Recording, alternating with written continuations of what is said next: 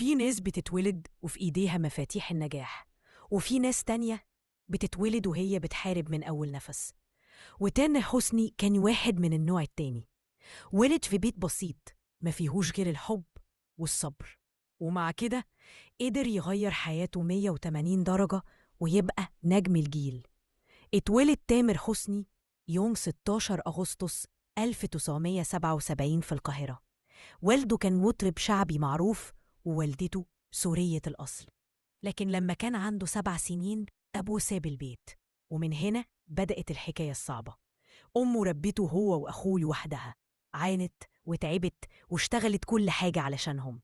وتامر اشتغل هو كمان في محطة بنزين، في سوبر ماركت، في بيع العطور. وكل مرة كان يقول لنفسه مش هفضل كده على طول، أنا ليا يوم. تامر حسني مش مجرد مطرب، هو قصة كفاح ودرس في الإصرار. من طفل فقير بيحلم لرجل صنع حلمه بإيده. افتكر دايما مفيش طريق سهل، لكن اللي بيؤمن بنفسه بيقدر يوصل للي مستحيل. بس النجاح مش طريق مستقيم. سنة 2006 تامر اتقبض عليه في قضية تزوير أوراق تجميد، واتحكم عليه بالسجن 6 شهور. كانت صدمة، لكن جوه السجن قرر ما يستسلمش. خرج وقال اللي ما بيقعش ما بيتعلمش يقوم، وبدأ صفحة جديدة. نزل ألبومات ورا بعض، قرب كمان هعيش حياتي 180 درجة، عمري ابتدى، خليك فولادي. كل أغنية كانت بتكسر الدنيا. جمهوره لقبه بنجم الجيل. وفي 2017 حصل على بصمة يده في المسرح الصيني بهوليوود، كأول فنان عربي في التاريخ يوصل للمكان ده. صوت المزيكا يرتفع، نبرة فخر، الحلم بقى حقيقة.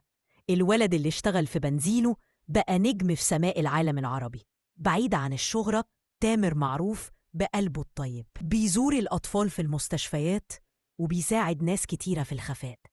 وحتى لما حياته الشخصية تعرضت لأزمات وزواجه من بسمة بوسيل مر بفترات صعبة، فضل دايما يقول الحياة مش دايما وردية، بس الأهم إنك تكمل. في آخر سنين بدأ يكتب ويخرج بنفسه. فيلم مش أنا، وبعده تاج، أول سوبر هيرو مصري. كل عمل جديد في الجامعة كان فيه حفلة صغيرة، تامر قرر يغني فيها أغنية من قلبه. ولما خلص الناس وقفت تسقف له. اللحظة دي كانت الشرارة. بعدها بدأ يسجل أغانيه بنفسه لحد ما قابل المنتج نصر محروس، واللي خلاه يشارك في ألبوم فري ميكس سليمة سنة 2002 مع شيرين عبد الوهاب. والألبوم ده قلب مصر، والناس بدأت تحفظ اسمه تامر حسني. في 2004 نزل أول ألبوم ليه بعنوان حب. النجاح كان مجنون، أغانيه في كل بيت وصورته في كل شارع، وبدأت السينما تندهله. فيلم سيد العاطفي وبعده عمر وسلمى مع مي عز الدين خلوه مش بس مطرب، خلوه نجم شباك. مع أرق تحياتنا قناة ماجيك ميوزك 1.